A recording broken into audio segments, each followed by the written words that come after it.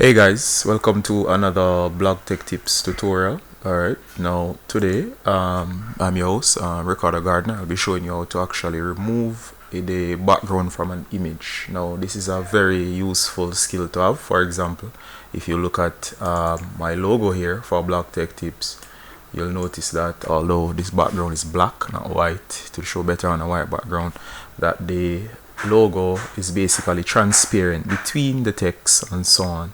So basically I could layer this over something else. Now for this tutorial I'm going to show you how to do this with any picture. For example, if you look at this picture right here, we see a 8 and a 10 ball, which is our pool balls. Pool ball set of pool balls. So as you can see here, it's on a green background, and I'm going to actually remove this green background. Now to actually do this, we're going to be using Adobe Photoshop. Any version will work. If you don't have that, I suggest that you go online. You can actually use this free online tool. It's called Pixlr, and it should be similar. Now I can only guarantee this tutorial will work with Adobe Photoshop, as it's meant for that. Alright, so first we're going to go ahead by launching Adobe Photoshop, as you can see here. So I'm going to launch Photoshop, and this is CS6 extended edition.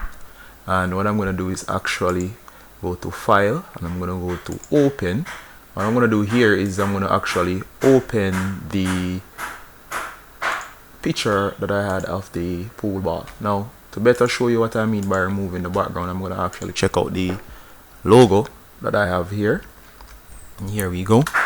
And as you can see here, the logo is actually, it's a little bit small. Let me get it larger and increase this to a larger size so you guys can see it. And as you can see here, notice that the background is pixelated. Now if I were to put this up against another background, what would happen is that you'll be able to see through the text, so I could layer stuff behind it, right?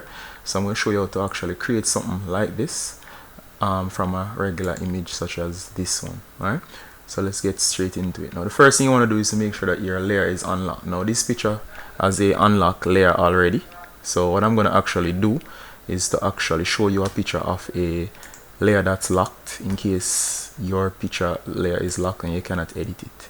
Alright, I'm gonna look for a picture I have of the iPhone. Alright, so notice over here that the layer is locked. In case your picture layer is locked, you're gonna double click on this lock icon, and press OK to set a layer, and notice that it's gone now and you'll be able to edit it.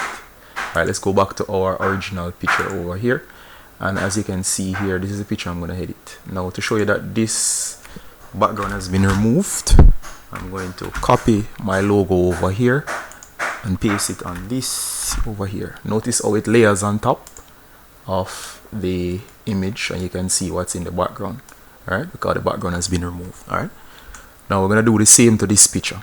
Alright, now the first thing you want to do is to find this tool over here. It looks like a paintbrush. That's your brush tool. You're going to click on the brush tool. Now once you click on the brush tool, sorry, not the brush tool, I made a total blunder there. You're gonna select this tool up here, which is a quick select tool, right? You're gonna make sure it's set to add to selection, which is the plus, and then you're gonna make sure that the cursor or the cursor edge is to your liking. To do that, just basically click on here. You can adjust the size of the cursor. Notice I'm going to use a liberal point. Now be pre-warned that if the background is a solid color, it's easier to actually edit. So you want to get pictures with a solid color, white, green as in my case, and you're going to start selecting. Alright, notice it avoids the blue and the white edge. Then you're going to simply run through this just like this, and notice the entire pool ball is selected. So you want to do is to select the minus symbol here. You're gonna actually click outside the edges here just to move it back outside the areas that it has missed. Now it will take time for you to learn this. Now once you have selected like this, you're gonna hit delete on your keyboard, and as you notice now, the entire background is actually removed. you can actually fine-tune this. If you make a mistake in the process, you can always go edit and step back, or if you're okay with it, you can step forward. Right, you can always undo any mistakes that you make. Now, as you can see now, the background is removed. Now let's say we want to save this as an image similar to our logo over here. All you have to do would have to go to File, you're gonna save as, and you're gonna make sure it's a .png file. So select PNG, it's already selected, and if you select 8-ball now, and if you actually save, sorry, I'm gonna give it another name, deleted, and if you actually save, okay, the image is actually saved with the background removed. You can see here slightly from the preview. Notice now this is edited, alright, and of course, sorry, and of course you can now basically add this to another image. Let me show you. For example, if I were to highlight the image here, you can use Ctrl A, Ctrl C, right? Come over here and just paste, Ctrl V. Another trick to do that would be to go to let's see, edit.